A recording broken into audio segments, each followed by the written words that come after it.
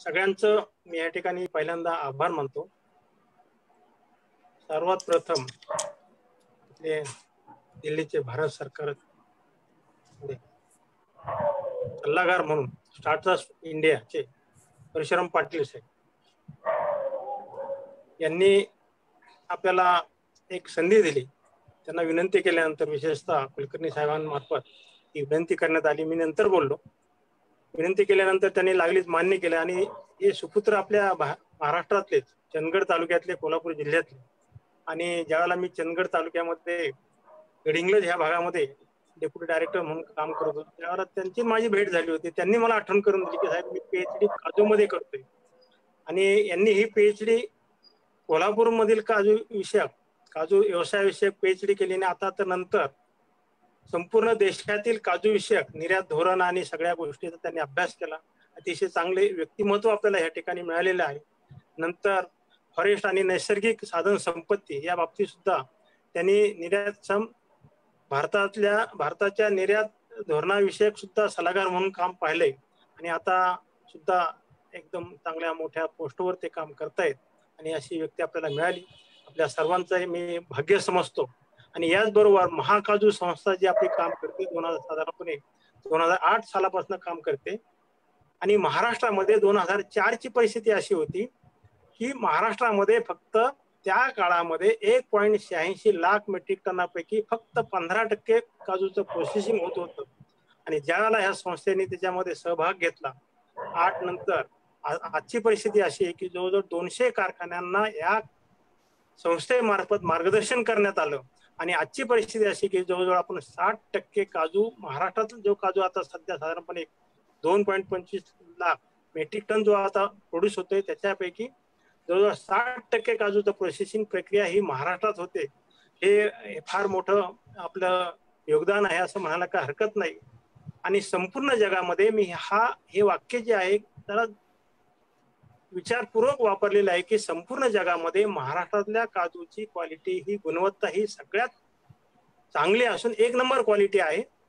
परिस्थिती अशी आहे की 1 नंबर क्वालिटीचा हा जो काजू आहे महाराष्ट्राच्या बाहेर त्या काळामध्ये प्रोसेसिंग मध्ये जायचा आणि बाहेरचा काजू साऊथ आफ्रिकन कंट्रीज मधले असेल तो काजू आपल्याकडे येऊन तो प्रोसेस व्हायचा. आता सुद्धा तीच परिस्थिती आहे. तर याच्यामध्ये मला वाटतं पाटील साहेब आपल्याला ही परिस्थिती बदलायला पाहिजे की काजूचा प्रोसेसिंग महाराष्ट्रामध्ये जो काजू तयार होतो प्रोड्यूस होतो हा महाराष्ट्रामध्ये त्याचं प्रोसेसिंग झालं पाहिजे. हा एक भाग. दुसरा भाग पुढच्या संधीच्या दृष्टीने आपल्या याच्यामध्ये येणारच आहेत.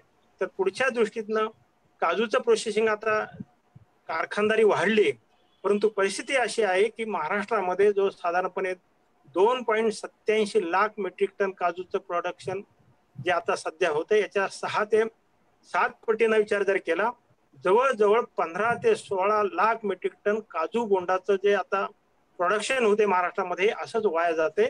आणि संस्थेचा मेन व्हिजन जे आहे मेन डेस्टिनेशन जे आहे की आता काजूचे कारखाने थोडे कमी झाले तरी चालतील महाराष्ट्रामध्ये परंतु काजू बोंडापासून आपल्याला हे साधारणपणे 15 ते 16 लाख मेट्रिक टन हे काजू बोंड असंच वाया जाते. याचं आपल्याला काय करता येईल ह्या दृष्टीने संस्था कार्य करत आहे. दुसरी बाजू अशी की महाराष्ट्रामध्ये साधारणपणे 2.25 लाख हेक्टर क्षेत्र जे आहे हे क्षेत्र साधारणपणे येत्या 10 वर्षात आपल्याला 5 पटीने जर वाढवता आलं तर महाराष्ट्रामध्ये अशी परिस्थिती निर्माण झाल्यानंतर भारतात सुद्धा असं जर झालं तर आता आपल्याला महाराष्ट्रातला काजू हा महाराष्ट्रातच जे काय जास्त आपल्याला मटेरियल लागते रॉ मटेरियल लागतं हे आपल्याला पुरवू शकतो आपण. कारण येत्या 5 ते 10 वर्षाची परिस्थिती अशी आहे की साऊथ आफ्रिकेमधनं येणारा जो काजू आहे हा कदाचित बंद होण्याची शक्यता आहे. याचं कारण असं की त्या ठिकाणी काजू प्रोसेसिंग टेक्नॉलॉजी वाढत आहे. आपलं मार्गदर्शन आणि आपण देश पातळीवरती काम करत आहात तर आपल्या मार्गदर्शनाची आम्हाला आवश्यकता आहे की जेणेकरून महाराष्ट्रातील काजूचं आणि विशेषतः काजू बागायतदारांना जास्तीत जास्त कसा नफा होईल अशा दृष्टीने आपण पाहतो. या ठिकाणी आपले विद्वान श्री कुलकर्णी साहेब आहेत.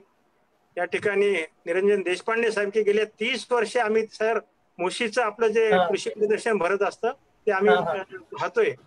तर मला असं वाटतं की आपल्या ह्या शेतकऱ्यांना आपण मार्गदर्शन निश्चितपणे चांगल्या पद्धतीने कराल अशी मी आपल्याकडनं अपेक्षा करतो आणि आपलं भाषण आपलं प्रबोधन आपल्या शेतकऱ्यांसाठी सुरू करावं, ही मी आपल्या संस्थेच्या वतीनं आणि सर्वांच्या शेतकऱ्यांच्या वतीनं मी या ठिकाणी आपल्याला विनंती करतो. धन्यवाद. धन्यवाद कुलकर्णी साहेब, मला तुम्ही बोलायची संधी दिला. धन्यवाद कोळकर साहेब, देशपांडे साहेब. मला खरं तर फार आनंद झाला जेव्हा कुलकर्णी साहेबांचा फोन आला की तुम्हाला ह्या विषयावरती बोलायचं आहे. मला खूप आनंद झाला. कारण असं होतं की एक तर मी स्वतः काजूच्या शेतकऱ्याचा मुलगा आहे आणि ह्याच्यावरती मी खूप प्रचंड संशोधन केलं आहे. म्हणजे फक्त कोल्हापूर किंवा महाराष्ट्र किंवा धन्यवाद कोळकर साहेब, देशपांडे साहेब, जेव्हा मला कुलकर्णी साहेबांचा फोन आला की तुम्हाला ह्या विषयावरती बोलायचं आहे, तेव्हा मला तर खरं तर खूप आनंद झाला. त्याचं कारण असं की मी स्वतः एका काजू शेतकऱ्याचा मूळपणापासून सगळ्या शेतामध्ये हे मी प्रॅक्टिकली बघितलेलं आहे. जेवढे शेतकरी त्रास घेतात तेवढा त्रास आहे याच्यामध्ये. कारण आम्ही लहानपणी आता सुद्धा जेव्हा जेव्हा मला गावाकडे जायची संधी मिळते, आम्ही शेतामध्ये जातोय काजूचे बोंड गोळा करणं, त्या सगळ्या प्रक्रियेमध्ये मी प्रॅक्टिकली इन्व्हॉल्व्ह होतो. ते करत असताना मी ह्याच्यावरती खूप मोठ्या प्रमाणात संशोधन पण केले. माझे खूप चांगल्या प्रकारचे जागतिक पातळीचे संशोधनापर्यंत लेख ह्याच्यावरती प्रसिद्ध झाले. माझी PhD ह्याच्यावरती होती. आणि इव्हन मी जेव्हा भारत सरकारचा सल्लागार म्हणून काम करत होतो,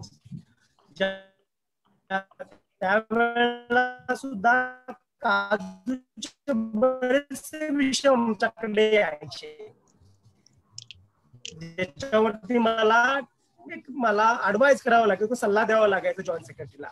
त्यामुळे धन्यवाद तुमच्या सर्वांचे, मला तुम्ही अपॉर्च्युनिटी दिल्याबद्दल. आता आपल्याला सगळ्याला माहित आहे की काजू जो आहे हा प्रकार, मला थोडं तुम्हाला हिस्ट्रीमध्ये घेऊन जायचं. आपण एक एक तार यायची थोडं जाऊ. त्याची हिस्ट्री काय होती, त्याचं कल्टिवेशन काय होतं, प्रोडक्शन कसं, त्याचं प्रोसेसिंग, मार्केटिंग, एक्सपोर्ट आणि फ्युचर, असं आपण ह्याच्यामध्ये जे सगळे गुंतलेले प्रॉब्लेम्स आहेत, याच्यामध्ये जे सगळे गुंतलेले प्रॉस्पेक्ट आहेत, ते आपण एक एक उलगडत जाऊ. तर आपण सुरुवात करू हिस्ट्री पासून. आपल्या सगळ्यांना माहित आहे की काजू हे मूळचं भारतीय पीक नाहीये. ते ब्राझील, ते जे सुरुवातीला ते ब्राझीलमध्ये होते, तर पोर्तुगीजांनी ते आपल्याला सुमारे 1500 शतकामध्ये ते भारतामध्ये आणलं. आणि त्याचं आणण्याचं कारण असं होतं कारण त्यांच्या ज्या वसाहती होत्या त्या समुद्रकिनारे होत्या, आणि समुद्रकिनारे जे डोंगर आहेत ते घसरून पडायचे. ते घसरून पडू नये म्हणून त्यांनी ते माती तशी धरून राहावी, हा पर्पज होता. त्यांनी कॅशू आणला. त्यामुळे ती झाडं, कॅशूच्या झाडांच्या मध्ये खासियत अशी आहे की ते जमिनीची धूप थांबवतात किंवा स्लायडिंग थांबवतात. ह्याच्या उद्देशाने ते इंडियामध्ये इंट्रोड्यूस झालेलं होतं. पण नंतर स्लोली जसं त्याचं कमर्शियल किंवा त्याचं जे खायचं, त्याचं आपल्याला त्याची टेस्ट समजायला लागली, त्याचं कमर्शियल होतं, तसं आपल्याला प्रकार वाढत गेला. त्यामुळे मूळचा हे पीक इंडियन नाही, हे पीक आणलंय पोर्तुगीज लोकांनी. पण ते आता सगळ्यांच्या पेक्षा जास्त इंडियामध्ये उत्पादन केलं होतं, किंवा आपण म्हणू शकतो की हे आपलं इथलंच होऊन गेलेलं आहे. तर मला असं बोलायचं याच्यामध्ये की आपण सुरुवातच अशी करतोय की हा काजू धंदा प्रॉब्लेम मध्ये आहे, किंवा आपण सुरुवातीला असं करतोय की याला शेतकऱ्यांना पैशाची मिळत नाही, त्याच्यामध्ये प्रोसेसर प्रॉब्लेम आहे, त्याच्यात मार्केटिंग प्रॉब्लेम. तर मला पहिल्यांदा निगेटिव्ह बोलायचं नाही, मला पहिल्यांदा बोलायचं आहे पॉझिटिव्ह. त्यामुळे मला दाखवायचं आहे की म्हणजे कुठलाही धंदा आपण जेव्हा सुरुवात करतो त्याला मार्केट काय आहे किंवा मार्केट कुठल्या स्पीडने वाढत आहे त्याच्यासाठी, त्याच्यावरून तुमच्या सगळ्या बॅकवर्ड लिंकेजेस होतात. तर 2024 मध्ये असं प्रोजेक्ट केलेलं आहे की 2024 मध्ये $12.27 मिलियन इतकं मार्केट आम्ही एक्सपेक्ट करत आहे 2024 मध्ये. आता जे 9.9 जे आहे ते जवळपास 12.7 पर्यंत वाढेल असं प्रेडिक्शन आहे. म्हणजे तुम्ही लक्षात घ्या की हे मार्केट हे रिड्यूस होत नाही, डे बाय डे इन्क्रीज होत आहे.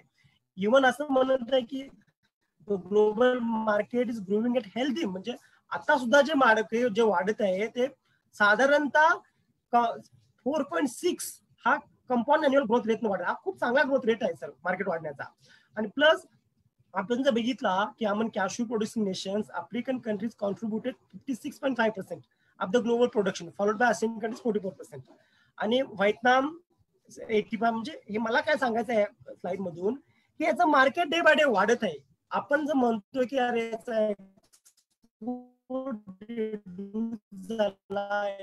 मागणी कमी झाली, प्रोसेसर प्रॉब्लेम, पण ह्याची पॉझिटिव्ह, सगळ्यात मोठी पॉझिटिव्ह साईज आहे, ह्याचं मार्केट डे बाय डे वाढत आहे. आणि ते 2024 पर्यंत 12.7 US पाटील साहेब मिलियन डॉलर इथपर्यंत वाढेल अशी शक्यता आहे. त्यामुळे ही एक प्रॉस्पेक्ट तिचा पॉझिटिव्ह प्रॉस्पेक्ट आहे.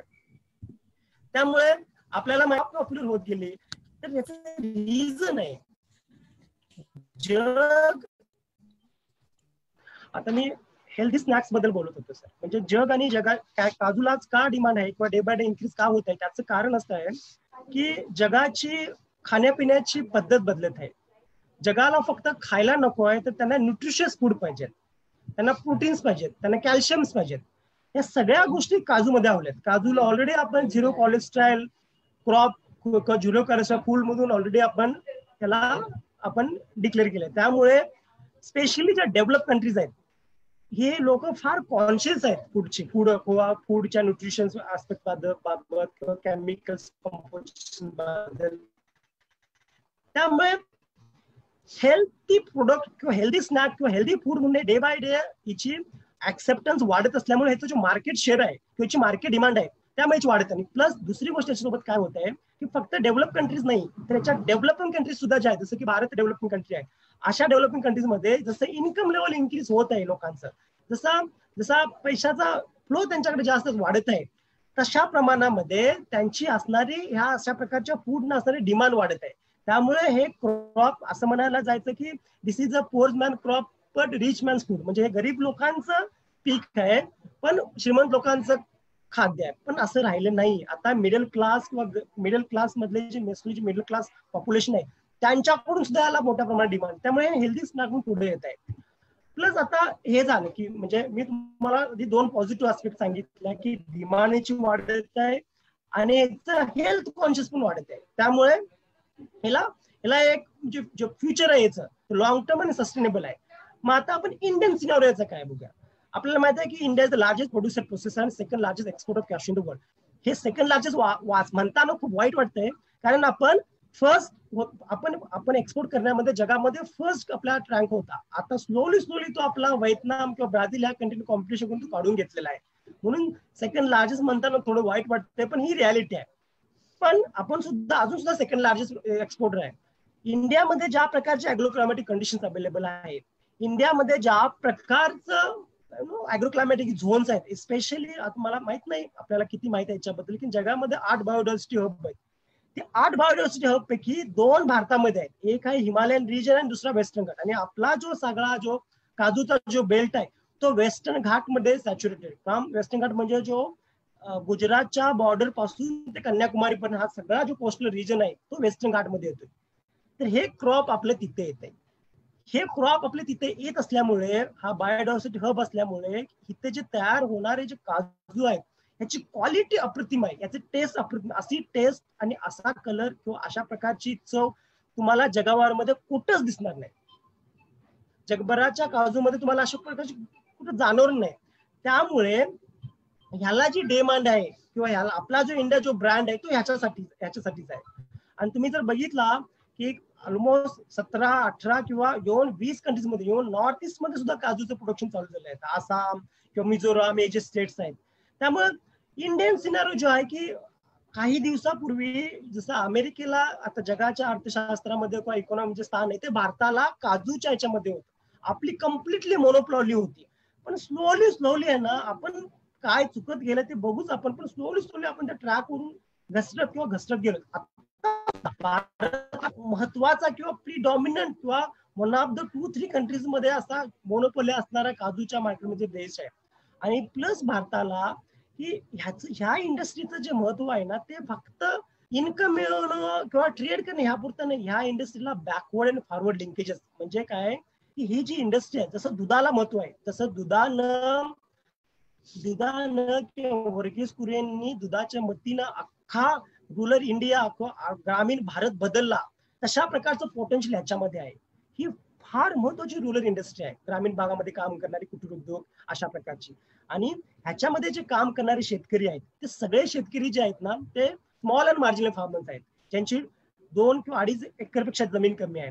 ह्याच्यामध्ये काम करणारे सगळ्या जे वुमन आहेत जे 95% ज्या काम करणारे महिला ह्याच्यामध्ये आहेत ज्या सोशल इकॉनॉमिकली बॅकवर्ड क्लास मधून येतात.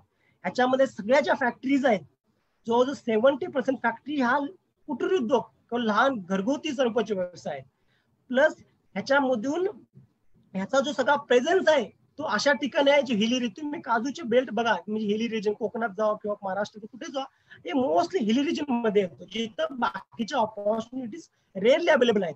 प्लस ह्याच्यामधून जे एम्प्लॉयमेंट जनरेशन आहे किंवा ह्याच्यामधून जो आपल्याला रेव्हेन्यू सोर्स जनरेट होतोय किंवा जी भारताला लागणारी फूड सिक्युरिटी आहे किंवा भारताला लागणारं जे न्यूट्रिशियस फूड आहे, असा जर तुम्ही सगळा विचार केला तर काजू हा फक्त धंदा नाही, तर काजू हा भारताच्या वेगवेगळ्या म्हणजे आर्थिक, सामाजिक, कल्चरल ह्याच्यामध्ये एक महत्वाचं स्थान असणारा हा बिझनेस आहे.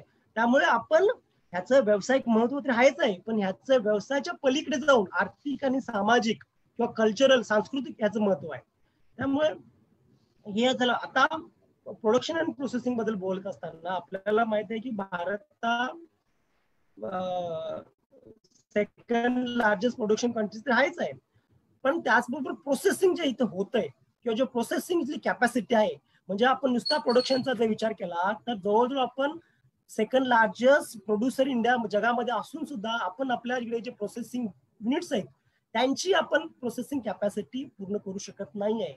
जवळजवळ 50 ते 60% आपल्याला व्हिएतनाम किंवा आफ्रिकन कंट्रीच्या वरती डिपेंड राहावं लागेल त्या प्रोसेसिंगसाठी. अशी जर केस असेल तर आपण सेकंड लार्जेस्ट प्रोड्युसर असून सुद्धा किंवा फर्स्ट प्रोड्युसर असून सुद्धा आपण आपल्या प्रोसेसिंग कॅपॅसिटी हे कुठेतरी आपण बघायला पाहिजे. कारण तुम्ही जो पण रॉ मटेरियल तुमच्याकडे सफिशियंट प्रोडक्शन होत नाही तोपर्यंत तुम्ही बिझनेस मधल्या टर्म्स अँड ट्रेड तुम्ही डिक्टेट करू शकत नाही. आता बोलायचं झालं तर महाराष्ट्र, कर्नाटक किंवा हे जे मेजर स्टेट्स आहेत, म्हणजे महाराष्ट्राचा आता अगोदर कर्नाटका केरळाचा नंबर 1, तामिळनाडू हे नंबर कंट्रीच्या देश स्टेट्स होते प्रोडक्शन मध्ये, पण आता ते स्लोली महाराष्ट्र, आता आपण स्पेसिफिकली महाराष्ट्र गोवा गोवाचा विचार केला तर महाराष्ट्रामध्ये सगळ्यात जास्त चांगल्या प्रकारच्या अॅग्रो क्लायमॅटिक कंडिशन अवेलेबल आहेत. काजूचे कल्टिवेशन व्हायला पाहिजे तेवढ्या प्रमाणामध्ये काजूचं कल्टिवेशन झालेले नाही महाराष्ट्रामध्ये. आणि महाराष्ट्र गोवा मी दोन्हीचा बोलत आहे. जेवढ्या आता सुद्धा असं असताना सुद्धा महाराष्ट्र हा भारतामध्ये सगळ्यात जास्त काजू प्रोड्यूस करणारा स्टेट आहे.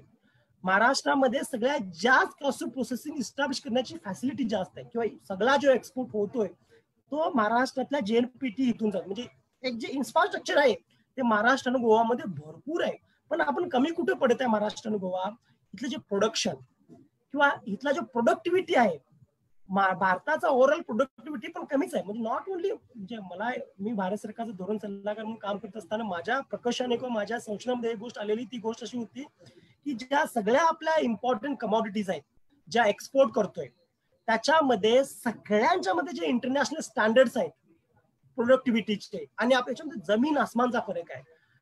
त्यामुळे आपण जेव्हा इंटरनॅशनल मार्केटमध्ये कॉम्पिट करतोय त्यावेळेला आपली जी प्राइस कॉस्ट ऑफ प्रोडक्शन आहे ती जास्त होते. आणि त्यामुळे आपल्याला म्हणजे फॉर एक्झाम्पल एक उदाहरण देऊन सांगतो तुम्हाला की समजा द्राक्ष जे आहेत ते भारतामध्ये समजा प्रति हेक्टर अंदाज सांगत आहे तुम्हाला, एका एकरला समजा 100 टन होता, मी फक्त रफ एक्झाम्पल देत आहे, तर तेच द्राक्ष युरोपियन कंट्रीज मध्ये 1000 टन होता. मग तुम्ही 100 टनाच्या प्रोडक्शन मधला जेव्हा तुम्ही खर्च लागताय तेवढ्या प्रोडक्शन 1000 टन होते, कसं मॅच होणार? त्यामुळे जी प्राइस कॉम्पिटिटिव्हनेस आहे तो आपल्याला रिड्यूस होतो. सेम इथं आहे, इंडियाचा पण प्रोडक्टिव्हिटी रेशो कमी आहे काशूमध्ये, व्हिएतनाम ज्या टॉप प्रोडक्शन कंट्रीज आहेत त्याच्यामध्ये, आणि प्लस गोव्याचा आणि आपल्या महाराष्ट्राचा कम्पेअर टू अदर स्टेट पण कमी आहे. त्यामुळे फर्स्ट आपल्याला करेक्शन काय करावं लागत असेल, कारण ह्या दोन स्टेटमध्ये प्रचंड प्रोडक्शन पोटेन्शियल आहे काजू उद्योगाच्या साठी, प्रोडक्शन लेवलला पण, प्रोसेसिंग लेवलला पण, मार्केटिंगला. कारण ह्या दोन्ही देशांमध्ये म्हणजे महाराष्ट्राचा जर विचार केला तर Maharashtra it's a big market. Maharashtra सगळा जो इंडस्ट्रियल डेव्हलपमेंट आहे ती महाराष्ट्रात तो बेल्ट धरून आहे. आणि तुम्ही गोव्याचा विचार केला तर गोव्यामध्ये येणारे जे टुरिस्ट आहेत, गोव्यामध्ये येणार असणारी जी फूड इंडस्ट्री, हॉटेल इंडस्ट्री, त्याला म्हणजे तुम्ही जर सगळा जर विचार केला तर महाराष्ट्र आणि गोव्याला खूप प्रचंड चांगलं भवितव्य आहे. फक्त आपल्याला ही गोष्ट लक्षात घ्यावी लागेल की इथे असणारे प्रोडक्शन कमी आहे, इथं असणारे प्रोडक्टिव्हिटी कमी आहे. अशा गोष्टी आपल्याला बाजूला करून जर आपण स्ट्रॅटेजी एक ठरवू शकलो म्हणजे बघा की महाराष्ट्रातली आपण म्हणतोय की महाराष्ट्रातली काजू ही टेस्ट वाईज जगामध्ये नंबर 1 आहे, पण आपण त्याचा GI घेतलाय काय, आपण तिचं डिस्टिंक्शन केलं आहे काय, नाही केलंय. मग तुम्ही असं जर केलं नसेल तर तुम्हाला प्रीमियम प्राइस मिळणार नाही. इव्हन महाराष्ट्रामध्ये प्रत्येक डिस्ट्रिक्ट वाईज समजा तुम्ही कोल्हापूरला गेला तर त्याच्या काजूची चव वेगळी आहे, ती तुम्हाला रत्नागिरीत मिळणार नाही. त्यामुळे ह्या ज्या मॉडर्न ट्रेड प्रॅक्टिसेस आहेत ह्या आपण घ्यायला पाहिजेत. म्हणून मी प्रोडक्शन प्रोसेस मध्ये थोडं बोललो इथं. आता हे बघा, हे तुम्ही प्रोडक्टिव्हिटी तुमचा बघाल स्टेट वाईज प्रोडक्टिव्हिटी पण दिलेलं आहे. त्यामुळे तुमच्या लक्षात येईल की आसामची प्रोडक्टिव्हिटी किंवा वेस्ट बेंगॉलची प्रोडक्टिव्हिटी किंवा महाराष्ट्राची बघा, केरळाची बघा. त्यामुळे प्रोडक्ट हा जो हे इंडियन कॉन्टेक्स्ट मध्ये आहे, पण ऍक्च्युअली तुम्ही वर्ल्डशी कम्पेअर कराल तर आपली प्रोडक्टिव्हिटी फार फार कमी आहे. तुम्ही व्हिएतनामची जर कम्पॅरिझन कराल तर आपली प्रोडक्टिव्हिटी कमी असल्यामुळे प्रोडक्शन कमी होते. प्रोडक्शन कमी असल्यामुळे आपल्याला जेवढा हवा तेवढा रॉ मटेरियल ते अवेलेबल होत नाही. रॉ मटेरियल अवेलेबल होत नसल्यामुळे तुम्हाला विनाकारण बाहेरच्या कंट्रीच्या वरती अवलंबून राहावं लागतंय. ते तुम्ही जास्त प्रोडक्शन ते जर तुम्ही जास्त आयात केला तर इथे असणाऱ्या शेतकऱ्यांच्या काजूंच्या दरावरती परिणाम होतोय. म्हणजे ही सगळी साखळी आहे, ही साखळी आपल्याला ब्रेक करावी लागेल. आता हे बघा, जे increasing export and domestic consumption म्हणजे the average export price of cashew increase 3 times during the last 10 years फ्रॉम ₹200 per kg in 2007 to 6. म्हणजे गेल्या 10 वर्षामध्ये काजूची किंमत ₹200 किलो पासून 650 किंवा 700, मी फक्त एक रफ फिगर टाकत आहे. म्हणजे हे डे बाय डे हे वाढतच आहे मार्केट किंवा त्याच्या डिमांड बद्दल आपल्याला काळजी करायची गरज नाही आहे. इव्हन भारत हा जगातली सगळ्यात मोठी बाजारपेठ आहे. 137 कोटी लोक आपली लोकसंख्या आहे. आपण हा पण विचार करायला पाहिजे की जेवढी प्रोसेसिंग आपण करतोय आणि जेवढी रिक्वायरमेंट आपल्या डोमेस्टिक मार्केटमध्ये आहे त्याच्यामध्ये सुद्धा फार तफावत आहे. त्या मार्केटचा ह्या इंडस्ट्रीला कधी क्वेश्चन्स नव्हता. हा मार्जिन कमी गेल्या काही वर्षामध्ये ह्या इंडस्ट्रीमध्ये मार्जिन म्हणजे 30 किंवा 40% मार्जिन होतं, ते 15 किंवा 20 हे मान्य आहे मला, मार्जिन कमी झालेलं आहे. पण 15-20% मार्जिन सुद्धा इज लुक्स व्हेरी गुड. त्यामुळे मार्केट किंवा एक्सपोर्ट किंवा ह्या ज्या ट्रेंड बद्दल आपल्याला काळजी करायची गरज नाही. आपल्याला काळजी करायची गरज आहे आपल्याला जे वीक पॉइंट्स आहेत त्याच्यामध्ये. म्हणून ते पॉझिटिव्ह बाजू दाखवण्यासाठी मी हे एक्सपोर्ट आणि कन्झम्पशन दाखवलं. हे प्रोडक्टिव्हिटी स्टेट वाईजच आहे कॉन्ट्रीब्युशन.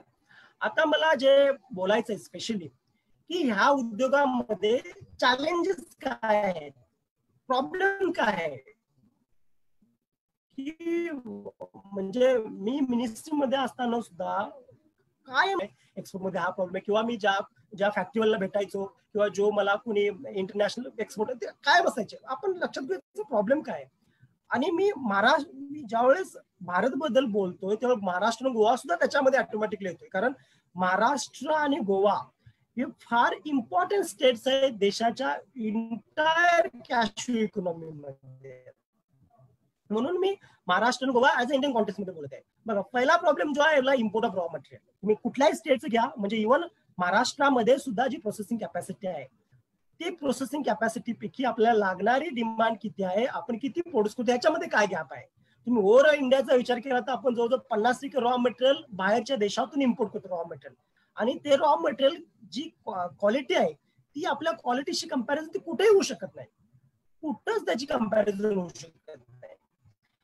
त्यामुळे आपल्याला फर्स्ट गोष्ट जी करावी लागेल की आपल्याला ही जी डिपेंडन्सी आयातवरती आहे ती कमी करावी लागेल. आपल्याला प्रोडक्शन बेस इन्क्रीज करावं लागेल. आपल्याला चालणार नाही. आपल्याला एक वेगळा मेकॅनिझम, म्हणजे आता भारत सरकारने सांगितलं की 10,000 FPOs आपण ओपन करणार आहेत. का ओपन करणार आहेत? कारण भारत सरकारला ह्या जे शेतकरी छोटे छोटे शेतकरी त्यांना या सगळ्यांच्या मुद्द्या आहेत, त्यांना या स्टार्टअप प्रोसेसमध्ये, त्यांना ह्या मॉडर्न ट्रेड अँड कॉमर्स मध्ये आणायचं आहे, त्यांना या उद्योगामध्ये आणायचं आहे. त्यामुळे आपण farmers producer company of cashew म्हणजे कॅशू फार्मर्स प्रोड्युसर कंपनी करून इस्टॅब्लिश करून आपण चांगल्या प्रकारचे गुड ऍग्रिकल्चर प्रॅक्टिसेस इस्टॅब्लिश करून हा जो गॅप आहे तो आपण 100% कमी करू शकतो. भारताच्या ऍग्रो क्लायमॅटिक कंडिशन्स मध्ये तेवढे पोटेन्शियल आहे, भारतामध्ये तेवढं पोटेन्शियल आहे की जेवढे आपल्याला इथे गरज आहे तेवढं आपण 100% प्रोड्यूस करू शकतोय. प्लस दुसरा जो प्रॉब्लेम आहे की इम्पोर्ट ऑफ रॉ कॅशू म्हणजे काय, आता WTOच्या रूल्स अँड रेग्युलेशन्स मुळे तुम्हाला पुन्हा आयात आणि निर्यात फ्री ट्रेड आहे, तुम्हाला किती निर्बंध घालायचं याचं एक गणित आहे, याचे एक रूल्स आणि त्याच्या अंतर काय होत आहे की ही ज्या व्हिएतनाम कॅशू आहे किंवा आफ्रिकन कॅशू आहे ह्याची किंमत आणि आपल्याकडे असणारी कॅशूची किंमत ह्याच्यामध्ये फार जमीन अस्मानचा फरक आहे. त्यामुळे इथले व्यापारी बऱ्याचशा प्रमाणात कॅशू किंवा तिकडून वाकत घेतात, तिकडून आयात करतात. ते आयात झाल्यामुळे इकडे होतंय काय की इथले जे प्रोडक्ट त्याच्यावरती म्हणजे इथली जी डोमेस्टिक मार्केट आहे त्याच्यामध्ये पण रेट पडतात आणि इंटरनॅशनल मार्केटमध्ये म्हणजे ह्याच्यावरती पण आपल्याला विचार करावा. ह्याच्यावरती आपल्याला इम्पोर्ट वरती समजा अँटी इम्पोर्ट ड्युटी इन्क्रीज करावी लागेल. म्हणजे इम्पोर्ट ऑफ कॅशू जे बाहेरच्या कंट्रीज मधून येतात त्यांची किंमत आपण काही रिस्ट्रिक्शन आणू शकत, पण त्याची किंमत जी आहे ती किंमत आणि भारतामध्ये तयार होणाऱ्या कॅशूची इक्वल लेवल आणावी लागेल आपल्याला. असं आपल्याला इम्पोर्ट ड्युटी इन्क्रीज करावी लागेल. त्याच्यामुळे काय होईल की इम्पोर्ट वरती थोडा आळा बसेल किंवा लेवल प्लेइंग फील्ड तयार होईल. नंतर जो प्रॉब्लेम आहे की आता ह्याला प्रॉब्लेम म्हणायचं की ना प्रश्नच आहे, कारण कॉम्पिटिशन तर असणारच आहे, कारण इंटायर वर्ल्ड इज कॉम्पिटिटिव्ह. त्यामुळे आफ्रिकन कंट्रीज किंवा ब्राझील किंवा व्हिएतनाम कंट्रीज मधून जे कॉम्पिटिशन येत आहे त्याला प्रॉब्लेम म्हणू शकत नाही आपण याला, कारण तुम्ही कुणाला व्यवसाय करण्यासाठी रोखू शकत नाही. पण आपल्याला एक ऑपॉर्च्युनिटी म्हणून बघावं लागेल. आपल्याला बघावं लागेल की कंपॅरिझन जे आपलं आहे त्याच्यामध्ये आपण कुठे सुपरियर होते. सगळ्यात किती जरी कॉम्पिटिशन जरी असलं, म्हणजे आता काही वर्षापूर्वी आपण नंबर 1 प्रोड्युसर पण होतो आणि नंबर 1 एक्सपोर्टर पण होतो, पण आता ती जागा व्हिएतनाम किंवा या कंट्रीजने घेतले किंवा आपले तिथले कॉस्ट ऑफ प्रोडक्शन पण कमी आहे असं एकंदर चित्र आहे. पण आपल्याकडे जमेच्या बाजू काय आहेत? आपल्याकडे जमेची बाजू ही आहे की आपलं डोमेस्टिक मार्केट इतकं मोठं आहे की ते जरी आपण काउंटर केलं तरी एक्सपोर्ट आणि नुसतं बोनस म्हणून आपण बघू शकतोय. तर अशा प्रकारचं कॉम्पिटिशन आहे, त्याला आपण स्ट्रॅटेजिकली बघावं लागेल. नंतरची जी अडचण आहे या उद्योगाची की ह्या उद्योगामध्ये फिक्स्ड कॅपिटल पेक्षा वर्किंग कॅपिटलची रिक्वायरमेंट जास्त आहे. म्हणजे जेवढं तुम्हाला फिक्स्ड कॅपिटल लागतंय त्याच्यापेक्षा तुम्हाला मग बँक असा विचार करते की तुम्हाला ते कसं आपल्याकडे 2 सीझन आहेत. एक सीझन म्हणजे 6 महिने आपण स्टोअर करतो, 6 महिने बाहेरचा कॅश घेतो. तर तुम्हाला वर्षभर स्टोअर करायचं असेल तर तुम्हाला रॉ मटेरियल मध्ये तुमचं वर्किंग कॅपिटल मोठ्या प्रमाणात ब्लॉक होते. तर जेवढं वर्किंग कॅपिटल ह्या छोट्या छोट्या उद्योगांना पाहिजे किंवा मोठ्या तेवढ्या प्रकारचं वर्किंग कॅपिटल बँकाकडून दिलं गेलं दिसत नाहीये. त्यामुळे मला जो फीडबॅक आला किंवा आमची जी इंटरॅक्शन होती तर त्यामुळे फॅक्टरी ओनरचा हा सगळ्यात मोठा क्वेश्चन असतो की आम्हाला सफिशियंट वर्किंग कॅपिटल मिळतं. त्याच्यावरती पण आपल्याला फोकस करावं लागेल. देन लोकल मार्केटमध्ये आम्ही जेव्हा अभ्यास करतो त्यावेळेला असं जाणवलं की लोकल मार्केटमध्ये काही लोकांनी किंवा बाहेरच्या लोकांनी एंटर करायला देत नाही किंवा त्याचा रेट पाडून बघणं ह्याच्यावरती आपल्याला बघावं लागेल. नंतर कॉस्ट ऑफ प्रोडक्शन म्हणजे आपण असं लक्षात आहे की इंडियाचं कॉस्ट ऑफ प्रोडक्शन हे व्हिएतनाम मध्ये तयार होणाऱ्या कॉस्ट ऑफ प्रोडक्शनच्या डबल आहे. ह्याच्यामध्ये कॉस्ट ऑफ प्रोडक्शन मध्ये सगळ्यात जो कॉम्पोनंट आहे ज्याचं कारण तो आहे रॉ मटेरियलची कॉस्ट आपल्याकडे जास्त आहे, बाकीच्या कंट्रीमध्ये कमी आहे. ही जर कॉस्ट जी आहे ना सर की आपल्याला दोन्ही गोष्टींनी विचार करावा लागेल की फार्मर पण याच्यामध्ये लॉस होऊ नये आणि प्रोसेसर पण याच्यामध्ये लॉस होऊ नये. तर कॉस्ट ऑफ प्रोडक्शन रिड्यूस करण्यासाठी आपल्याला याच्यावरती उपाय योजावा लागेल. काय उपाय योजावा लागेल? आपल्याला प्रोडक्टिव्हिटी वाढवावी लागेल. आपल्याला म्हणजे दुसरा जो मोठा कॉम्पोनंट आहे याच्यामध्ये तो आहे लेबर चार्जेस. त्याच्यामुळे सुद्धा प्रोडक्शन म्हणजे आपल्याकडची सगळी इंटेन्सिव्ह लेबर इंटेन्सिव्ह आहे. तुम्ही लेबरला काढू शकत नाही, पण तुम्हाला प्रोसेसिंग मेकॅनिझम अशा प्रकारचं डेव्हलप करावं लागेल की ही जी cost of production raw material लेबरची आहे ती मिनिमाइज करता आली पाहिजे आपल्याला. त्याशिवाय आपल्याला कॉस्ट ऑफ प्रोडक्शन कमी होऊन हा पण फार मोठा इश्यू मला वाटत नाहीये, कारण तुम्ही एक्सपोर्टला जायलाच पाहिजे. एक्सपोर्ट हा जस्ट बोनस काय आपल्याकडे, कारण आपल्याकडे जेवढं मोठं डोमेस्टिक मार्केट आहे त्याच्यामध्ये हे सगळं ऍडजस्ट होऊ शकते. Then import duty on Indian cashew करणं म्हणजे हा सगळ्यात महत्वाचा उपाय. आपण जेव्हा बिझनेस करतोय तर आपले WTOच्या अंडर किंवा आपले स्वतःचे बायलॅटरल किंवा मल्टीलॅटरल अग्रीमेंट आहेत. तर अशा अग्रीमेंट मध्ये आपल्याला जसं चायना घ्या, चायनामध्ये आपल्याला कॅशूच्या बाबतीत कुठला अग्रीमेंट नाही आहे. त्याच्यामुळे काय होतंय की चायना जो आपण ज्यावेळेस एक्सपोर्ट चायनाला करतोय त्याच्यावरती असणारा जो इम्पोर्ट ड्युटी आहे आणि ते जेव्हा व्हिएतनामकडून इम्पोर्ट करतात त्याच्यावरती असणारे त्याच्यामध्ये फरक आहे. आपल्याला लागणारे इम्पोर्ट ड्युटी भरपूर आहे, जास्त आहे त्यांच्याकडे असणार. त्याच्यामुळे सुद्धा काय होतं की आपल्या काजूतीचं महाग जातात.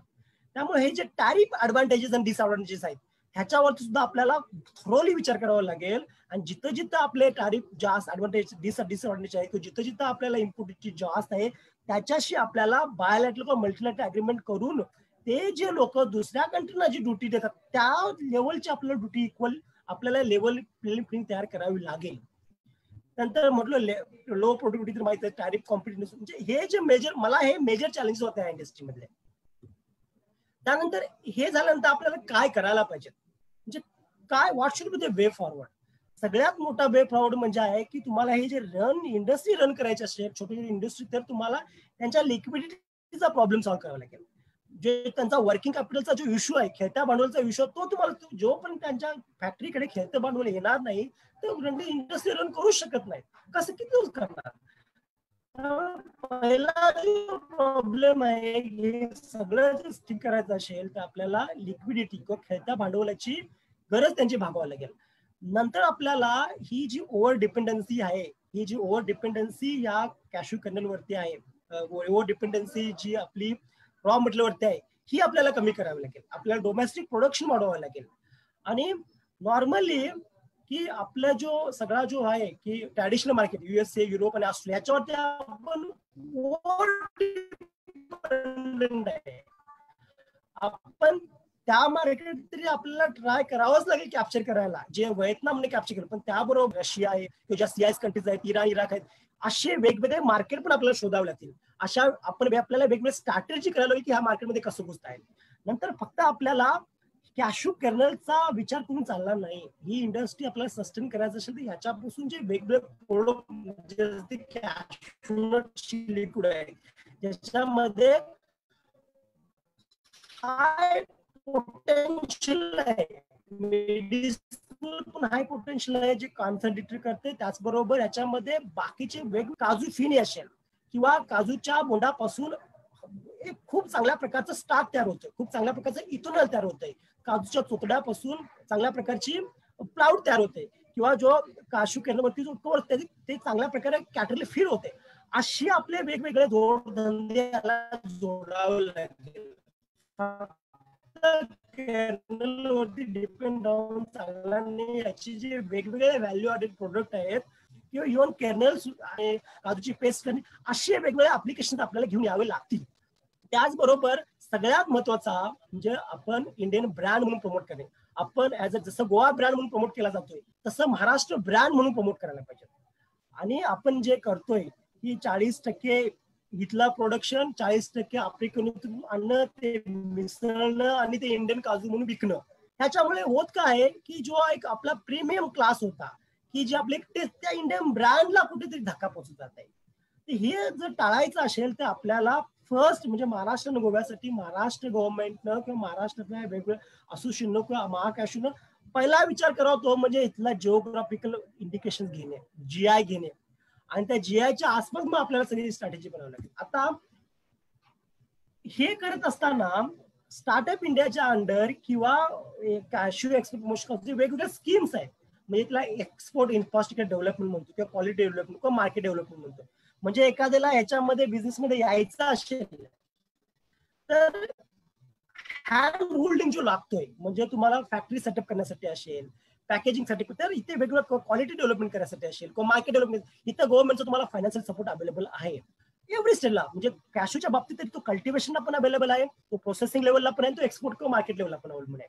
तर हे वेगवेगळ्या जे एक्सपोर्ट प्रमोशन स्कीम्स आहेत, cashew export promotion council of India, त्याचा पण आपण इथं सारासर विचार करायला पाहिजे. प्लस त्या सोडून स्टार्टअप इंडियाच्या अंडर भरपूर स्कीम्स आहेत. जवळजवळ स्टार्टअप इंडियाच्या अंडर जवळजवळ 132 स्कीम्स आहेत. मी आता सगळ्या स्कीम सांगू शकत नाही, पण मी लिस्ट देत आहे बघा किती स्कीम्स आहेत त्याच्यामध्ये. जे प्रत्येक स्टेपला बिझनेसच्या प्रोडक्शन पासून सीड पासून ते मार्केटिंग पण एवढ्या जवळजवळ 132 स्कीम्स आहेत. आपण त्याचा पण विचार करायला पाहिजे. आणि त्यानंतर आपण एक्सपोर्ट करू का डोमेस्टिक मध्ये जे काही जे इन्फ्रास्ट्रक्चर लागते, जसे कोल्ड स्टोरेज असेल, कलेक्शन सेंटर असतील, कॅपॅसिटी बिल्डिंग असेल, पॅक हाऊस असतील किंवा इराडिक्शन, म्हणजे हे जे आहे ना ह्याचा पण आपल्याला एक व्यवस्थित विचार करावा लागेल. मग महाराष्ट्र आणि गोवामध्ये आपण ज्यावेळेस एक स्ट्रॅटेजी ठरवणार आहे, आपल्याला ह्या सगळ्या प्रकारची स्ट्रॅटेजी ठरवावी लागेल. या सगळ्या प्रकारच्या कॉम्पोनंट आपल्याला इन्व्हॉल्व करावे लागेल. आपल्याला ना फक्त प्रोडक्शनवरती कॉन्सन्ट्रेट करून चालेल, ना फक्त आपल्याला प्रोडक्टिव्हिटी कॉन्सन्ट्रेट करून चालेल, आपल्याला मार्केटिंगचा विचार करावा लागेल. आणि सगळ्यात प्लस बाजू जी ही आहे आपल्याकडे की भारताचं डोमेस्टिक मार्केट जे आहे ते प्रचंड मोठे आहे. आपल्याकडे जी डोमेस्टिक मार्केटमध्ये जी रिक्वायरमेंट आहे प्रोसेसिंग, तेवढी आपल्याकडे प्रोसेसिंग होत नाही आहे. आणि हे डे बाय डे इन्क्रीज होत आहे आणि भारताचं मार्केट हे डे बाय डे इन्क्रीज होत आहे. आपल्याकडे नवीन नवीन प्रकारची एक्सलंट जी प्रोसेसिंग टेक्नॉलॉजी आपल्याकडे येत आहे, ज्याच्यामध्ये cost of production drastically reduce होत आहे. प्लस आपल्याकडे आता अगोदर आपल्याकडे स्किल लेबर अवेलेबल होत नव्हतं, आता आपल्याकडे स्किल लेबर अवेलेबल होत आहे. आपल्याकडे गव्हर्नमेंट ऑफ इंडियाने फार्मर सेंट्रिक भरपूर अप्रोच डेव्हलप केलेला आहे. जसं की गव्हर्नमेंट ऑफ इंडिया आता फार्मर्स प्रोड्युसर कंपनीज थ्रू जात आहे. आपण वेगवेगळे एफपीओज आपण डेव्हलप करून जो प्रोडक्शनचा गॅप आहे तो आपण रिड्यूस करू शकतोय. आपण गव्हर्नमेंट ऑफ इंडियाने वेगळी ऍग्रिकल्चर एक्सपोर्ट पॉलिसी डिक्लेअर केलेली आहे. त्याच्या वेगवेगळ्या इन्फ्रास्ट्रक्चर डेव्हलपमेंट आहे. म्हणजे गव्हर्नमेंट ऑफ इंडिया खूप वाटेल ते करायला तयार आहे. एक रेडीमेड इकोसिस्टम तयार आहे आणि काजूमध्ये जेवढं पोटेन्शियल आहे, जसं आपण असणारे वैशिष्ट्य आहेत. मुद्दा असा आहे, आपण फक्त ट्रॅडिशनल अप्रोच जाऊन चालणार नाही, आपला अप्रोच बदलावं लागेल. म्हणजे महाराष्ट्र आणि गोवा मध्ये एवढं पोटेन्शियल आहे की इझिली आपण ते ओव्हरलोड करून याचं चांगल्या प्रकारे आपण एक वेगळ्या प्रकारचं इकोसिस्टम इस्टॅब्लिश करू शकतोय, जे राज्याला, तिथल्या लोकांना, म्हणजे सगळ्यांना बेनिफिशियल होईल. थँक्यू. तिथे तुमच्या स्क्रीनमध्ये खाली Q&A सेक्शन आहे बघा, त्याच्यात प्रश्न आलेले आहेत आपल्याला, तुम्ही ते ओपन करू शकता का? एक क्वेश्चन आहे, how small country like Vietnam producing higher, like Vietnam हा छोटी कंट्री आहे, तरी सुद्धा त्यांची आपल्यापेक्षा प्रोडक्टिव्हिटी का जास्त आहे, प्रोडक्शन का जास्त आहे आणि ते आपल्यापेक्षा कशा जास्त चांगल्या प्रकारे मार्केट, सगळ्यात गोष्टी तिथे हाय. त्यांनी जे गुड ऍग्रिकल्चर प्रॅक्टिसेस आहेत, त्यांनी प्रोडक्शनचा फार सिस्टमॅटिक विचार केलेला आहे. त्यांनी प्रोडक्टिव्हिटी वाढावी आणि याच्यासाठी लागणारे सगळे निकष आहेत ते केलेत.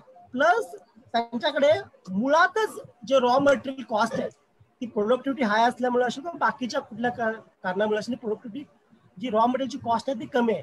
प्लस त्यांच्याकडे जी लेबर अवेलेबिलिटी आहे ती आपल्यापेक्षा कितीतरी पटीने त्यांचे चार्जेस कमी आहेत. आणि प्लस त्यांच्यापासून हे जे आपली अमेरिकन कंट्रीज किंवा युरोपियन कंट्रीज, त्यांची जी लेंथ आहे ती फार कमी आहे, त्यामुळे लॉजिस्टिक कॉस्ट कमी होते. त्यामुळे ह्या 2-3 गोष्टींच्यामुळे त्यांच्याकडे आपल्यापेक्षा जास्त ह्या प्रकारचं होते. पण आपण ह्याचा विचार करायची काही गरज नाहीये, कुठल्याही कॉम्पिटिशनचा विचार करायची काहीच गरज नाही. त्याचं कारण असं आहे की भारताने एक्सपोर्ट करायलाच पाहिजेत अशी अट नाही दिसत मला.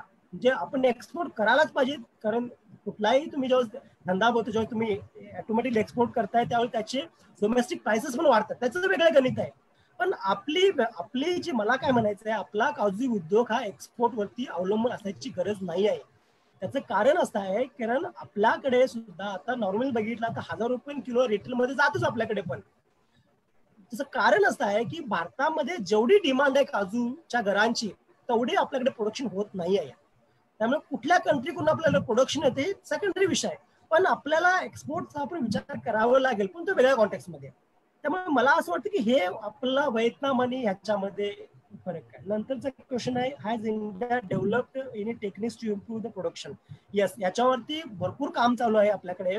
आपण वेगवेगळ्या व्हरायटी डेव्हलप केलेल्या आहेत. म्हणजे ट्रॅडिशनल व्हरायटीपेक्षा आपल्याकडे याचं काम भरपूर चालू आहे, याच्याबद्दल काय वाद नाही आहे. काम तर प्रोडक्शनवरती चालू आहे याच्यावरती. नंतर क्वेश्चन, महाराष्ट्र कोणकोणत्या भागात काजू लागवड केली जाते? अहमदनगर जिल्ह्यातील संगमनेर भागात काजूची पीक लागवडीबद्दल कोणत्या प्रकारच्या मातीत आता महाराष्ट्रामध्ये हे सगळं कोस्टल बेल्ट आहे, त्याच्यामध्ये काजू होते. महाराष्ट्रामध्ये कोल्हापूरमध्ये काजू होते, महाराष्ट्रामध्ये पालघरमध्ये काजू होते, सिंधुदुर्ग, रत्नागिरी. इव्हन मला परवा सर सांगत होते कुलकर्णी सर की काजूचा प्रयोग इव्हन सोलापूरमध्ये यशस्वी झालेला आहे. जर महाराष्ट्रामध्ये काजू सोलापूरमध्ये येत असेल तर महाराष्ट्रामध्ये काजू कुठे पण येऊ शकते. त्यामुळे महाराष्ट्राचं काजूचे जे अॅग्रो क्लायमॅटिक कंडिशन्स आहे ते पोषक आहे, त्याच्याबद्दल काय वाद नाही. Has government is helping in establish Indian cashew brand in? Yes, गव्हर्नमेंटची मार्केट डेव्हलपमेंटच्या साठी वेगवेगळे स्कीम्स आहेत. गव्हर्नमेंट हे कायम तयार आहे करण्यात. जसे की जीआय आहे, जीआय जर तुम्ही जीआय घेतला तर ऑटोमॅटिकली आपला ब्रँड गव्हर्नमेंटचा सपोर्ट अवेलेबल आहे. आपण फार्मरचा ग्रुप डेव्हलप करून एफपीओ थ्रू तर बाकीच्या इव्हन प्रोसेसिंग थ्रू आपण 100% GI घेऊ शकतो. ब्रँड ऑलरेडी आपला ब्रँड चांगला आहे इंटरनॅशनल मार्केटमध्ये, त्याला ह्या कॉम्पिटिशन असल्यामुळे थोडं त्याची किंवा आपण पण ते प्रिकॉशन पाळले नाहीत. असं नाही आहे की आत्ताच आपल्याला दिसलंय की आत्ताच आपल्या 2-3 वर्षामध्ये सडनली असं झालेलं आहे की व्हिएतनाम वाढलं किंवा ब्राझीलचा एक्सपोर्ट आपला हे एका दिवसात झालेलं नाही आहे. हे स्लोली झालेलं आहे. आणि आपल्याला आपण असं विचार केला, आपल्याला माहित नव्हतं का हे माहित होतं. आपण काय केलं सर की तिकडच्या येणाऱ्या काजू आणि आपल्या काजू मिक्स करून विकल्या, त्यामुळे आपला ब्रँड हॅम्पर झाला. किंवा आपल्याला माहित नव्हतं का असं सिच्युएशन होणार आहे, एक दिवस व्हिएतनाम माहित होतं आपल्याला, आपण प्रिकॉशन घेतलं नाहीत. आपण त्या प्रिकॉशन घ्यायला पाहिजे होत्या. अजून सुद्धा वेळ गेलेली नाही, अजून सुद्धा आपला प्रचंड एक्सपोर्ट आहे, अजून सुद्धा आपलं प्रचंड सगळ्यांच्या थोडंसं आपल्याला स्ट्रॅटेजी बदलावी लागेल. नंतर एकरी किती उत्पन्न होते काजूचे, किती नफा होतो. त्यानंतर काय, मी नवीन उद्योजक आहे, मला अजून काजू इंडस्ट्री माहित नाही, पण काजू मध्ये बिझनेस करू इच्छित आहे. कसा अभ्यास करावा लागला हा सर सेपरेट विषय आहे. कसा बिझनेस स्टार्ट करायचा, त्यांना महाकाजूचा पत्ता द्या. महाकाजूचा पत्ता द्या. मी कोळकर सरांशी किंवा कुलकर्णी सरांशी डायरेक्ट बोलू शकता त्याच्यावरती. एवढे क्वेश्चन्स होते याच्यामध्ये सर. त्याच्यात अजून खाली आहेत क्वेश्चन्स होते नाही, एक minute. You mentioned about byproduct cashew. So how can one start developing such and selling product? जसं म्हटलंय की जसं नारळाला कल्पवृक्ष म्हणतो आपण, तसंच काजूचं आहे. काजूच्या प्रत्येक पार्टचा उपयोग होतोय. इव्हन काजूच्यावरती डिंक नावाचा प्रकार येतोय, तर डिंकाचा सुद्धा उपयोग होतोय. तर हा एक वेगळा वाईन इंडस्ट्री काढू शकतोय आपण, कशी कॅशू नट प्रोसेसिंग ऑइल काढू शकतोय, कसं इथेनॉल करू शकतोय. आणि याचे कसं म्हणजे वेगवेगळे प्रोडक्ट आहेत, याच्यावरती आपल्याला वेगळं सेशन घ्यावं लागेल सर. पण ह्या सगळ्या प्रोडक्ट्सना चांगली मागणी आहे, आणि आपण जर चांगली मार्केटिंग स्ट्रॅटेजी कुलकर्णी साहेबांच्या अंडर केली, डॉक्टर पाटील, आपण 100%. डॉक्टर पाटील, मांगरीश पै रायकर गोव्यावरून आलेले आहेत, ते उद्योजक आहेत, प्लस एका कॉलेजचे ते प्रेसिडेंट आहेत. तर आपण एक 2 मिनिटं मांगरीश पै रायकर यांना बोलायला लावूया. मांगरीशजी जरा बोला. नमस्कार. पाटील साहेबांनी आम्हाला चांगलं मार्गदर्शन केलेलं आहे. मी 1-2 गोष्टी हायलाइट करू इच्छितो.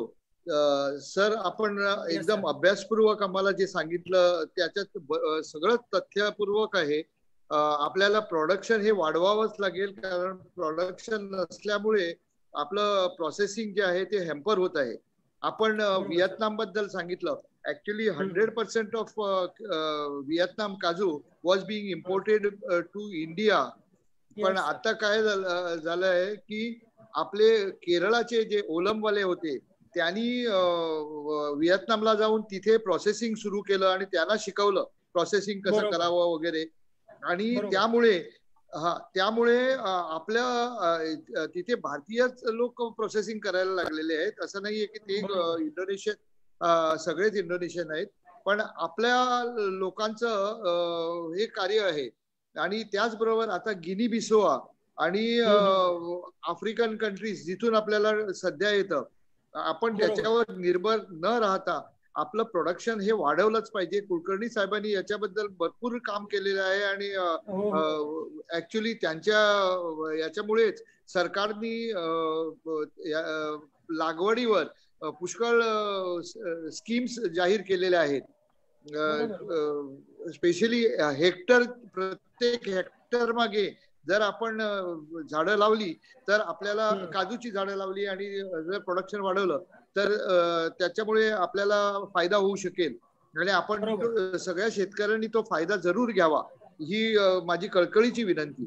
दुसरं, आपण जे सांगितलं की लहान उद्योगांनी याच्यात पुढे यावं. साहेब, एक गोष्ट आहे की लहान उद्योगाला जे प्रोसेसिंग होतं ते तेवढ्या पुरतं ठीक आहे, पण ग्रो व्हायला त्यांना ते परवडणार नाहीये. कारण व्हॉल्यूम बेस्ड धंदा जेव्हा येतो, it cannot match with small businesses.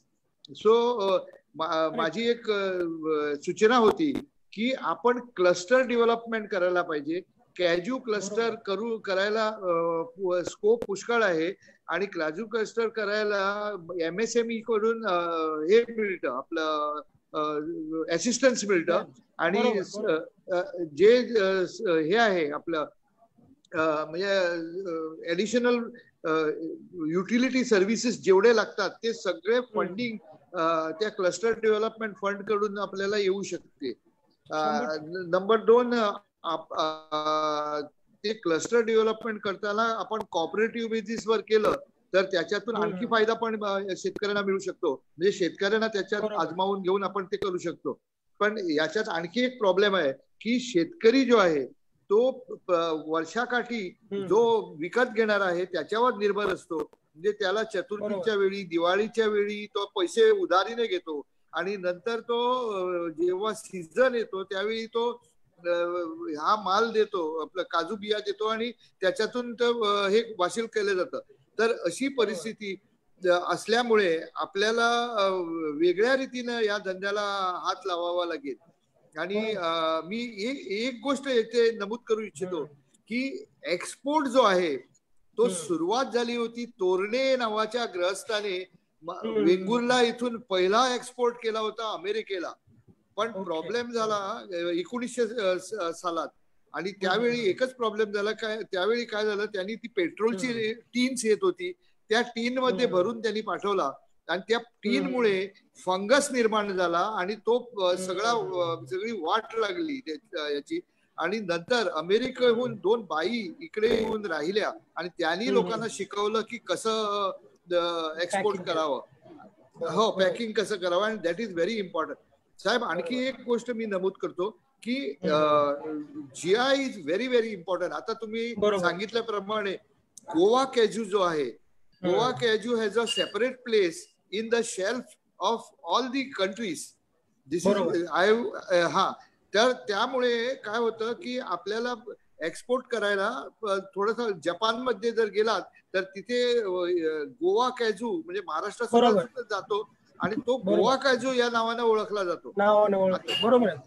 हा. आणि दुसरं एक आहे साहेब की अमेरिकेला आपण प्रिफर्ड स्टेट्स नाही आहोत, कळलं का?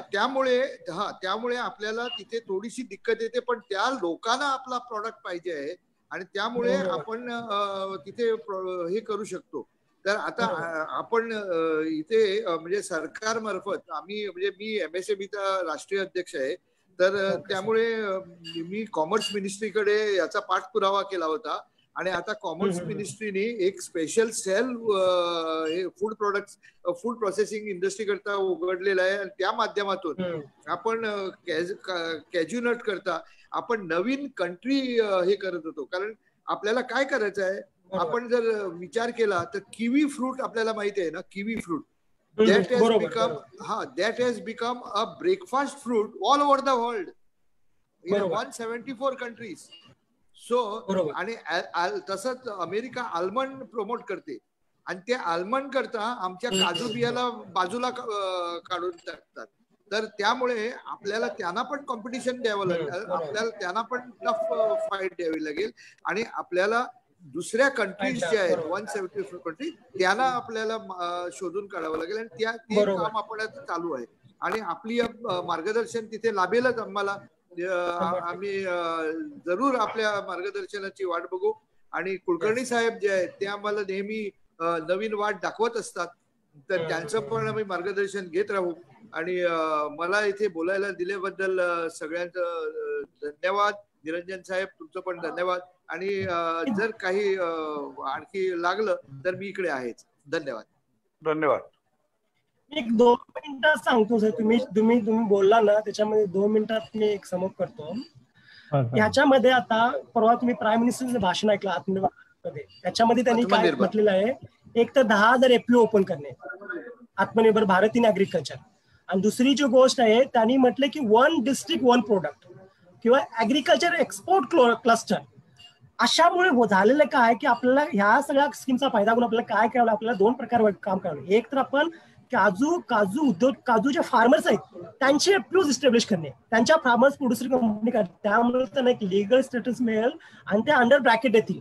प्लस ह्या ज्या छोट्या जसं म्हटलं की हे जे छोट्या उद्योगांचं क्लस्टर डेव्हलप करून करणार, अशा प्रकारचं जर आपण काम केलं प्रोडक्शन लेवलला फार्मरची प्रोडक्शन कंपनी आणि प्रोसेसिंग लेवलला एक्सपोर्ट क्लस्टर, असा जर अप्रोच आपण जर गेला तर आपले भरपूर प्रॉब्लेम आपले ऑटोमॅटिकली इथे सॉल्व्ह होतील. अशा अप्रोचने जर गेलं ना आपण एक मार्केटिंग स्ट्रॅटेजी डेव्हलप केली तर म्हणजे ऑलरेडी हा बिझनेस कसा आहे, हा बिझनेसमध्ये काजूमध्ये एवढे न्यूट्रिशन व्हॅल्यूज वगैरे आहेत आणि प्लस इंडिया इतका मोठा मार्केट आहे याच्यामध्ये सर की आपल्याला जेवढी डिमांड आहे तेवढे आपण प्रोसेस करत नाही आहोत. त्यामुळे आपण फार काही चिंतित व्हायचे घर. एक गोष्ट खरी आहे की याचं मार्जिन कमी झालेलं आहे. म्हणजे आपण जो एक्सपोर्ट करत होतो अगोदर त्यावेळेला कॉम्पिटिशन काही नव्हते एवढ्या, त्यामुळे 40% मार्जिन होतं असं. आता तो 15-20% वरती मार्जिन आलाय. हा मुद्दा आहे, हे आपल्याला रियालिटी समजून. पण या धंद्याला काहीतरी फार मोठा इकॉनॉमिक क्रायसिस आहे असं काय मला दिसत नाही. आणि आता कोविडमुळे प्रॉब्लेम्स आलेले आहेत, रिकव्हर होतील. प्लस शेतकऱ्यांना सुद्धा जे पैसे मिळतात तर आपल्याला ते पण एक गणित मांडावं लागेल की कॉस्ट ऑफ प्रोडक्शन किती येते शेतकऱ्यांना. जसं की आता स्वामीनाथन नायक सांगतात की cost of production plus 50% profit, असं आपल्याला मेकॅनिझम करावं लागेल की ज्याच्यामुळे शेतकऱ्याला पण नुकसान होणार नाही, शेतकऱ्याला पण पैसे मिळेल, कारण तो जगला पाहिजे, तो साफर झाला पाहिजे. प्लस प्रोसेसिंग वाले सुद्धा काही त्यांना प्रॉब्लेम येणार नाही. आणि प्लस आपल्याला असा प्रयत्न करायला पाहिजे की शेतकरी कसा स्वतः बिझनेस करतील, शेतकरी कसा फार्मर प्रोड्युसर कंपनी थ्रू किंवा बाकीच्या कुठल्या कोऑपरेटिव्ह फार्म थ्रू. कारण आपल्याला बघावं लागेल की शेतकऱ्यांची जी नवीन मुलं आहेत, आपल्याला जर ही इंडस्ट्री सुरळीत करायची असेल तर आपल्याला हा जो युथ आहे ना त्यांना आपल्याला सोबत घ्यावं लागेल, त्यांना आपल्याला अपॉर्च्युनिटीज दाखवाव्या लागतील. तर ही सगळी बॅकवर्ड लिंकेज पण सुधारेल आणि पुढची लिंकेज. आणि आपण एक चांगल्या सायंटिफिक मार्केटिंग स्ट्रॅटेजीनं, प्रोडक्शन स्ट्रॅटेजीनं नक्की आपण ऑलरेडी आपण चांगले करतो. याच्यामध्ये थोडा पण प्रॉब्लेम आलेला आहे पण तो निलिफाय होईल. ऑलरेडी आपण चांगले आहेत. आपल्या जमेच्या बाजू असे की आपल्याला भरपूर होतं असं काजूचं नॉलेज आहे, आपल्याला भरपूर प्रोसेसिंगचं नॉलेज आहे आणि आपली बाजारपेठ प्रचंड मोठी आहे. प्लस आपल्या काजूला एक वेगळ्या प्रकारची चव आहे. त्यामुळे तुम्ही कुठे जरी गेला ना ते इंडियन काजू ही प्रेफरेबल आहेच आहे टेस्ट वाईज. आपल्याला फक्त काही जे प्रॉब्लेम्स आहेत ते दूर करून जर आपण सायंटिफिकली गेलो तर हे क्रॉप जे आहे ना, जसं प्राईम मिनिस्टर किंवा Bharat government doubling the farmers income and doubling the agriculture exports, सगळ्या प्रकारच्या गोष्टी याच्यामध्ये अवेलेबल आहेत. धन्यवाद धन्यवाद डॉक्टर पाटील, धन्यवाद साहेब. एक ऍड करू शकतो की आपली जी माती आहे म्हणजे लॅटराइट सॉइल आहे तिथून जे काजू येते तो काजू गोड असतो.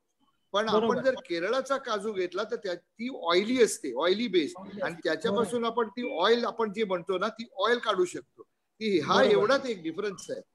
आता तुम्ही एक एक्झाम्पल सांगतो सर मी, तुम्ही जर त्या चंदगड किंवा कोल्हापूरच्या भागाला गेला तर चंदगड आणि बेळगावचा जो भाग खालापूर सर तिथे अशी माती आहे रेड सॉइल, म्हणजे अशी तुम्ही काजू फेकला ती ऑटोमॅटिकली झाड होते. त्याला काही माझ्या ज्या वडिलांची किंवा आई वडिलांनी जी लावलेली बाग आहे सर गेली 45 वर्ष झाली त्या बागेला, काही झालं नाही त्याला. आज इट इज उभा आहे आणि बांधावरती आहे.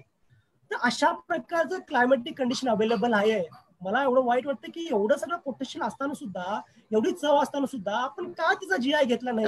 डॉक्टर आता आपली सुरुवात झालेली आहे आणि आपण कुठलीही गोष्ट एका रात्रीत करू शकत नाही. लोकांची वैचारिक बैठक बसली तरी सुद्धा पुढे आपण करूया. पण महाकाशू आता आमचा मिशन तोच आहे की आपलं GI अगोदर GI घेणे. ठीक आहे, आणि तुम्ही आल्याबद्दल धन्यवाद. आता निरंजनना सांगतो की तुम्ही आभार प्रदर्शन करा. निरंजन. डॉक्टर परशुराम पाटील यांनी हा विषय खूपच तळमळीने मांडला. त्यांचा गाढा अभ्यास आपल्याला समजतात आणि त्याचा नक्कीच आपल्याला यापुढे उपयोग करून घ्यायचा आहे. निरंजन सर, मला सर्वांना सांगायचं आहे की आपण ही जी चर्चा आहे ही आज सुरुवात आहे आणि आपण यापुढेही सतत संपर्कात राहू. आणि मला वाटतं डॉक्टर परशुराम पाटील साहेब किंवा रायकर साहेब, कोळेकर साहेब हे आपल्याला उपलब्ध होतील. त्यांचं ज्ञान, त्यांचा अभ्यास आपल्याला पुढेही वापर करूया.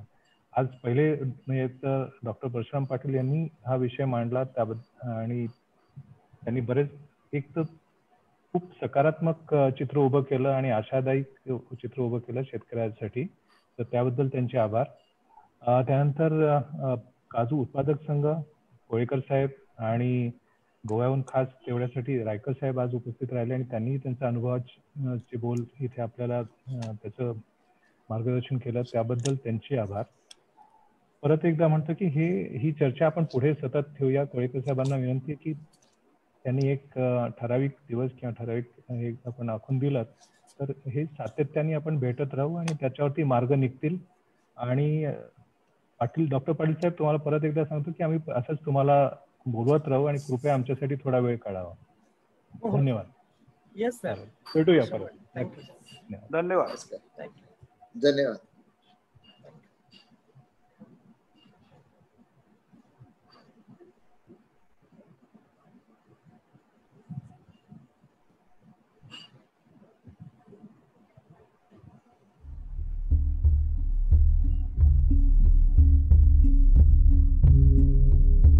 Thank you.